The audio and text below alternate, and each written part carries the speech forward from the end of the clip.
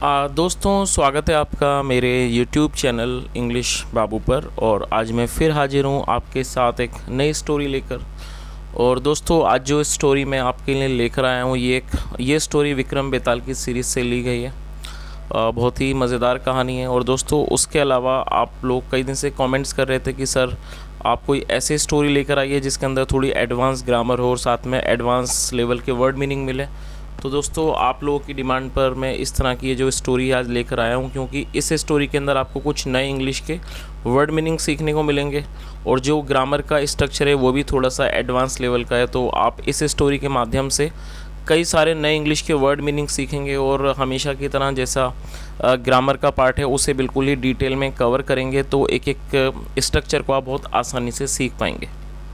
तो चलिए दोस्तों, आज की इस कहानी को हम शुरू करते हैं। और सबसे पहले कहानी का टाइटल देखते हैं। कहानी का टाइटल है the truth about the beauty. क्या मतलब हुआ दोस्तों? ट्रुथ एक नाउन है जिसका मतलब होता है सच, और ब्यूटी का मतलब ब्यूटी भी एक नाउन है जिसका मतलब होता है सुंदरता। The truth about the beauty मतलब सुंदरता के बारे में सच। तो दोस्तों, ये आज की इस कहानी का टाइटल है, शीर्षक है। और अब मैं इसे पढ़ना शुरू करता हूँ। आपसे रिक्वेस्ट है आप कहानी को बिल्कुल ध्यान से सुनें ताकि आप इसे अच्छे से समझ सकें। उसके अलावा दोस्तों, एक और रिक्वेस्ट है कि यदि आपको कोई नया वर्ड या फिर ग्रामर का नया स्ट्रक्चर देखने को मिले तो आप उसको नोट भी ज़रूर करें। तो चलिए इसको शुरू करते हैं। There were once two brothers by the name of Sanjay and Vijay. क्या मतलब हुआ दोस्तों? ये जो हमारा वाक्य है ये सिंपल पास्ट का वाक्य है। सिंपल पास्ट का मतलब होता है जब हम पास्ट में ऐसा कोई भी वाक्य बनाते हैं जहाँ पर वॉज या फिर वर का प्रयोग करते हैं हेल्पिंग वर्ब के रूप में, और साथ में नाउन या फिर एडजेक्टिव को लेकर वाक्य को बनाते हैं। इस तरह का वाक्य सिंपल पास्ट का वाक्य कहलाता है। और यदि हमारा जो सब्जेक्ट है वो प्लूरल नाउन होता है तो वहाँ पर वर का प्रयोग किया जाता है, जैसा यहाँ पर किया गया है। तो इस लाइन का क्या मतलब हुआ? There were once two brothers by the name of Sanjay and Vijay. मतलब एक बार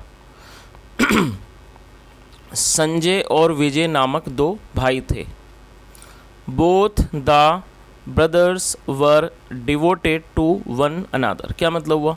और दोस्तों, डिवोटेड का मतलब होता है समर्पित होना, आप इसे नोट कर सकते हैं। और ये भी हमारा सिंपल पास्ट का वाक्य है। Both the brothers were devoted to one another मतलब जो दोनों भाई थे वो एक दूसरे के प्रति समर्पित थे। One day while strolling through a garden the two brothers came across a beautiful young maiden. क्या मतलब हुआ? वन डे एक दिन, वाइल स्ट्रॉलिंग दोस्तों स्ट्रॉल का मतलब होता है घूमना फिरना, सैर करना। While strolling through a garden मतलब एक जंगल में एक बगीचे में घूमने के दौरान the two brothers came across. दोस्तों, कम अक्रॉस का मतलब होता है संपर्क में आना, और ये हमारा पास्ट इंडेफिनिट का सेंटेंस है जहाँ सेकंड फॉर्म का प्रयोग किया जाता है। तो ये केम अक्रॉस सेकंड फॉर्म है। The two brothers came across जो दो भाई थे, केम अक्रॉस उन्होंने देखा, वो संपर्क में आए। अ ब्यूटीफुल यंग मैडन एक सुंदर जवान कन्या, और मैडन का मतलब होता है अविवाहित, मतलब एक अविवाहित युवती के, सुंदर युवती के वो संपर्क में आए। Both the brothers followed her. Follow का मतलब होता है पीछा करना। Both the brothers followed her जो दोनों भाई थे उन्होंने उसका पीछा किया। And managed to find her house.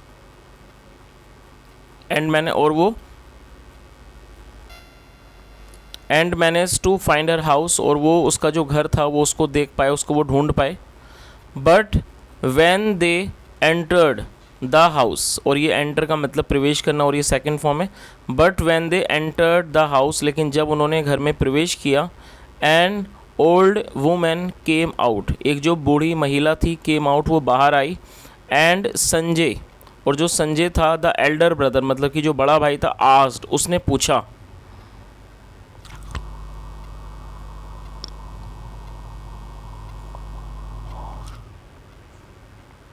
Where is that young lady उसने पूछा। Where is that young lady मतलब है जवान जो युवती है वो कहाँ है, महिला कहाँ है। द ओल्ड वुमेन रिप्लाइड जो बूढ़ी महिला थी, रिप्लाई, उसने जवाब दिया, और ये रिप्लाई की सेकंड फॉर्म है। द ओल्ड वुमेन रिप्लाइड, बूढ़ी महिला ने जवाब दिया, दैट कि if they wanted to meet her. और दोस्तों ये जो वांट का मतलब चाहना और ये सेकंड फॉर्म है, उसने क्या जवाब दिया, if they wanted to meet her, यदि वो उससे मिलना चाहते हैं, अगेन दोबारा, they must come to the garden, उन्हें अवश्य ही बगीचे में आना चाहिए, एट द सेम टाइम, उसी समय, द नेक्स्ट डे, अगले दिन। तो उस बूढ़ी महिला ने क्या जवाब दिया कि यदि वो उससे दोबारा मिलना चाहते हैं तो उन्हें अवश्य ही उसी गार्डन में आना चाहिए, अगले दिन और उसी समय आना चाहिए। चलिए आगे देखिए। ऑन द वे मतलब कि रास्ते पर, संजय सैड, संजय ने कहा, आई थिंक मतलब कि मुझे लगता है, I am in love with the girl. तो संजय ने क्या कहा कि आई थिंक मुझे लगता है, I am in love with the girl, लगता है मुझे मैं उस लड़की के प्यार में हूँ, उस लड़की के प्रेम में हूँ। Tomorrow I will ask her to marry me, क्या मतलब हुआ दोस्तों, आस्क का मतलब पूछना, या फिर आस्क का मतलब किसी व्यक्ति को कोई काम करने को कहना भी होता है, तो उसका इसलिए क्या अर्थ हुआ, उसने क्या कहा कि टुमारो, कल, I will ask her to marry me, मतलब मैं उसको आई विल आस्क हर, मैं उसको कहूँगा, टू मैरी मी, मुझसे शादी करने को कहूँगा। Vijay was also in love with her, और जो विजय था was also in love with her, वो भी उसके प्यार में था। बट ही कैप्ट क्वाइट, और ये कीप क्वाइट का मतलब था शांत रहना, बट ही कैप्ट क्वाइट, लेकिन वो खामोश रहा। For the sake of his elder brother, sake का मतलब वास्ते, for the sake of his elder brother मतलब कि अपने बड़े भाई के वास्ते वो खामोश रहा। तो दोस्तों यहाँ तक आपको कहानी समझ ही आ गई होगी। ये जो दोनों भाई थे, संजय और विजय, दोनों को ही उस लड़की से प्यार था, लेकिन जो संजय था उसने जब अपने भाई को बताया कि मुझे शायद उस लड़की से प्यार है, तो जो विजय था, छोटा भाई था, वो खामोश रहा। और वो क्यों खामोश रहा, for the sake of his elder brother, अपने बड़े भाई के वास्ते वो खामोश रहा। चलिए आगे देखिए। The next day Sanjay met the girl and asked her to marry him, क्या मतलब हुआ, द नेक्स्ट डे मतलब कि अगले दिन संजय मेट द गर्ल। और दोस्तों ये मीट की सेकंड फॉर्म में मैट, और ये हमारा पास्ट इंडेफिनिट का अफर्मेटिव वाक्य है, जहाँ सेकंड फॉर्म का प्रयोग किया जाता है। अगले दिन Sanjay met the girl, Sanjay लड़की से मिला, and asked her to marry him, और उसने उसे अपने से शादी करने को कहा। मैरी हिम मतलब अपने से शादी करने को कहा। द गर्ल रिप्लाइड, जो लड़की थी रिप्लाइड, उसने जवाब दिया, please see another part of me before you make up your mind, क्या मतलब हुआ, द गर्ल रिप्लाइड, जो लड़की ने जवाब दिया, क्या जवाब दिया, please see another part of me, मतलब कि कृपया करके see another part of me मतलब जो मेरा दूसरा हिस्सा है वो भी देखो। Before you make up your mind मतलब इससे पहले कि आप अपना कोई विचार बनाओ। मेकअप माइंड का मतलब था विचार बनाना, बिफोर यू मेकअप माइंड। तो उसने क्या जवाब दिया कि इससे पहले कि आप कोई अपना विचार बनाओ, जो मेरा दूसरा हिस्सा है वो भी आप देखो। देन फिर she wiped some makeup from her face, wipe का मतलब था पोंछ देना। देन फिर शी वाइप्ड सम मेकअप, फिर उसने थोड़ा सा जो मेकअप था वो उसने पोंछ दिया फ्रॉम हर फेस, उसने अपने चेहरे से थोड़े मेकअप को पोंछ दिया, जो उसका जो श्रृंगार था उसको उसने पोंछ दिया। She know longer looked beautiful, अब वो मतलब कि सुंदर नहीं दिख रही थी। संजय वॉज सो अपसेट, जो संजय था वो बहुत ज़्यादा उदास था, बहुत दुखी था। दैट की ही वेंट अवे, वो चला गया। विदाउट सेइंग एनीथिंग एल्स मतलब वह बिना कुछ भी कहे वो दूर चला गया। वेंट अवे मतलब दूर चले जाना। तो इस पूरी लाइन का क्या अर्थ हुआ, Sanjay was so upset that he went away without saying anything else मतलब जो संजय था बहुत उदास था, बहुत मायूस था कि वो बिना कुछ कहे वहाँ से बिना कुछ और कहे वो वहाँ से चला गया। He narrated his tale to his younger brother, narrate का मतलब बताना। ही नरेटेड इट्स टेल, उसने अपनी कहानी को बताया। टू हिज यंगर ब्रदर मतलब उसने अपने छोटे भाई को अपनी कहानी के बारे में बताया। बट विजय सैड, लेकिन विजय ने कहा, I was not attracted by her beauty, उसने क्या कहा, I was not attracted by her beauty मतलब मैं उसकी सुंदरता से आकर्षित नहीं था। आई am more in love with the inner qualities, उसने क्या कहा, I am more in love मतलब मैं with her with the inner qualities मतलब जो उसकी जो इनर क्वालिटीज़ हैं, जो उसकी अंदरूनी जो गुण हैं, मैं उसके प्यार में हूँ। आई थिंक मुझे लगता है, आई डिटेक्टेड इन हर जो मैंने उसके अंदर पाई, डिटेक्ट करने का मतलब होता है उस किसी चीज़ का मिलना पाना, आई डिटेक्टेड इन हर जो मुझे उसके अंदर मिली। तो इस पूरी लाइन का क्या अर्थ हो, उसने क्या कहा, I am more in love with the inner qualities I think I detected in her, मतलब मुझे लगता है कि मैं जो उसके जो अंदरूनी गुण हैं मैं उससे मतलब जो मैंने उसके अंदर पाए मैं उसके प्यार में हूँ। Vijay went to meet the girl, जो विजय था went to meet the girl वो लड़की से मिलने गया। And asked her to marry him, और उसको उसने खुद से विवाह करने को कहा। And asked her to marry him. चलिए आगे देखिए। The girl rubbed off some of her makeup, जो लड़की थी उसने रब ऑफ कर दिया मतलब कि उसने रगड़ कर उतार दिया सम ऑफ हर मेकअप अपने थोड़े श्रृंगार को।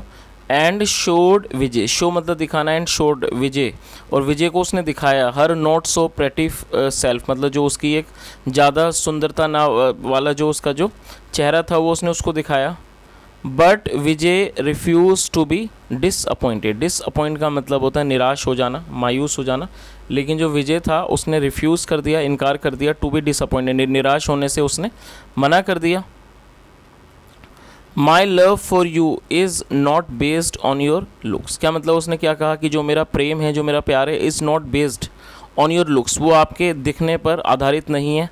I love your inner being, मतलब मुझे आपके इनर बीइंग से जो मतलब जो आपका अंदरूनी है, इनर बीइंग है मतलब जो आपके अंदरूनी गुण है उससे प्यार है। ही सैड, उसने कहा। चलिए आगे देखिए। A day was fixed and they were married, क्या मतलब हुआ, अ डे वॉज फिक्स्ड। और दोस्तों ये जो वाक्य है ये पास्ट इंडेफिनिट का पैसिव वॉइस है, जहाँ पर वॉज वर्ब के साथ वर्ब की थर्ड फॉर्म का प्रयोग किया जाता है। अ डे वॉज फिक्स मतलब एक दिन को तय किया गया। एंड दे वर मैरिड, और उनका विवाह हो गया, शादी हो गई। बट टू विजय's सरप्राइज, लेकिन but to Vijay's surprise she continued to look beautiful after her makeup was washed off, क्या मतलब हुआ, बट टू विजय सरप्राइज, लेकिन जो विजय था वो बहुत हैरान था। She continue to look beautiful मतलब कि वो अभी भी उसका जो सुंदर दिखना जारी था। After her makeup washed of, जब उसका जो मेकअप था वो वॉश्ड ऑफ हो गया मतलब वो धुल गया, उसके बाद भी उसका सुंदर दिखना जारी था। शी सैड, उसने कहा, actually this is my real face, उसने कहा कि वास्तव में this is my real face मतलब कि वास्तविकता में ये मेरा असली चेहरा है। What I showed your brother and you were just tricks, मतलब जो what I showed your brother and you मतलब जो मैंने आपके भाई को और आपको दिखाया था, वर जस्ट ट्रिक्स वो सिर्फ क्या एक चालें थीं। आई प्लेड मतलब जो मैंने चली, टू फाइंड ये पाने के लिए, योर ट्रू रीज़न आपका जो असली कारण था, टू मैरी मी मुझसे विवाह करने का। तो दोस्तों इस कहानी का यहाँ तक आपको अच्छे से समझ आ ही गया होगा। तो जो लड़की थी उसने बताया कि जो चेहरा मतलब मैंने आपके भाई को और आपको दिखाया था वो सिर्फ मैंने एक चाल चली थी, और वो क्यों चली थी इस चीज़ का पता लगाने के लिए कि आपका मुझसे विवाह करने का असली कारण क्या है। आई एम नाउ हैप्पी मतलब अब मैं खुश हूँ। टू हैव ए हस्बैंड मतलब एक हस्बैंड को एक पति को प्राप्त करके। हु लव्स मी जो मुझे प्यार करता है, प्रेम करता है। एज ए पर्सन एक व्यक्ति के रूप में। And not just an object of beauty मतलब जो मुझे प्यार करता है एक व्यक्ति के रूप में, ना कि किसी सुंदर वस्तु के रूप में। चलिए ऑब्जेक्ट का मतलब वस्तु होता है दोस्तों, आप नोट कर सकते हैं। चलिए आगे देखिए। संजय वॉज सो एंग्री जो संजय था वो बहुत गुस्सा मतलब बहुत गुस्से में था, बहुत ही नाराज़ था। दैट की he decided to kill his brother उसने फैसला किया टू किल हिज ब्रदर अपने भाई को मारने का। सो दैट ताकि he could have his wife ताकि वो उसकी पत्नी को प्राप्त कर सके। बट विजय बी हेड का मतलब होता है किसी का सर काट देना, सर कलम कर देना। But Vijay be headed him before Sanjay could harm him लेकिन जो विजय था उसने उसका सर काट दिया कि इससे पहले जो संजय था वो उसको कोई हानि पहुंचाता, इससे पहले उसने उसका सर काट दिया। द सोल्जर्स अरेस्टेड हिम जो सोल्जर्स थे, सिपाही थे, अरेस्टेड हिम उन्होंने उसे गिरफ्तार किया। And took him to the king और वो उसे राजा के पास ले गए। चलिए आगे देखिए। बेताल आस्ट, बेताल ने पूछा, टेल मी ओ किंग, मतलब कि ओ राजा मुझे बताओ। Tell me O king Vikram, मतलब कि राजा विक्रम मुझे बताओ। Would the king find Vijay guilty, क्या मतलब वो would the king Vijay find guilty, क्या जो राजा हैं उन्हें विजय गिल्टी लगेगा, मतलब कि दोषी लगेगा।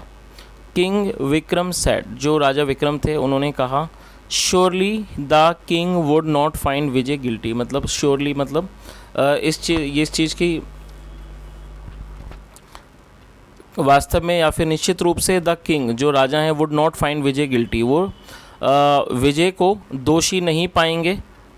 Sanjay had only loved her beauty, जो संजय था सिर्फ had only loved her beauty, उसने सिर्फ उसकी सुंदरता को प्यार किया था। But Vijay was not bothered about physical beauty, लेकिन जो विजय था वो उसकी जो शारीरिक जो सुंदरता थी उसको लेकर वो परेशान नहीं था।